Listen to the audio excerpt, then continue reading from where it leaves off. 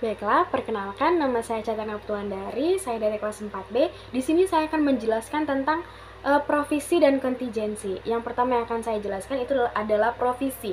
Nah, jadi provisi ini adalah dalam PSAK 57, provisi ini didefinisikan sebagai liabilitas kini yang waktu dan jumlahnya belum pasti. Nah, provisi ini umumnya merujuk pada persiapan atau penyediaan sesuatu untuk digunakan yang di masa yang akan datang. Tetapi kata kuncinya adalah belum pasti. Nah, jadi belum pasti ini adalah ada dua, yaitu belum pasti atas waktu dan belum pasti atas jumlah. Jika belum pasti atas waktu ini adalah liabilitas ini akan terjadi, tapi kita tidak bisa belum pasti untuk menentukan waktunya ini. Nah, jika di sisi jumlah, belum pasti dalam jumlah ini adalah kita tidak bisa memastikan berapa besar jumlah sumber daya yang akan kita keluarkan. Tapi sumber daya ini pasti akan keluar, tapi kita belum memastikan dan belum pastikan saja.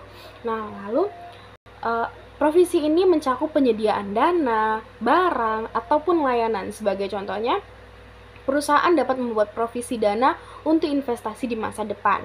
Nah, yang kedua kita akan bahas tentang liabilitas kontingensi. Pada PSAK 57, liabilitas kontingensi ini dibagi menjadi dua, yaitu liabilitas potensial dan liabilitas kini. Liabilitas potensial itu yang timbul dari peristiwa masa lalu dan keberadaannya menjadi pasti dengan terjadi atau tidaknya suatu peristiwa.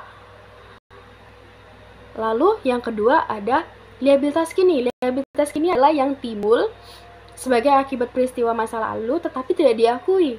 Karena yang pertama, tidak diakuinya itu yang pertama karena tidak terdapat kemungkinan besar entitas mengeluarkan sumber daya untuk menyelesaikan liabilitasnya atau jumlah liabilitas tersebut tidak dapat diukur, sehingga liabilitas kontingensi tidak diakui dalam laporan keuangan. Identitas ini hanya perlu diungkapkan dalam catatan atas laporan keuangan. Nah, kontingensi ini merujuk pada rencana atau tindakan yang diambil sebagai tanggapan terhadap situasi yang mungkin akan terjadi di masa datang. Kontingensi ini melibatkan persiapan untuk mengatasi terjadinya atau untuk mengatasi kejadian yang tidak terduga atau resiko yang mungkin timbul.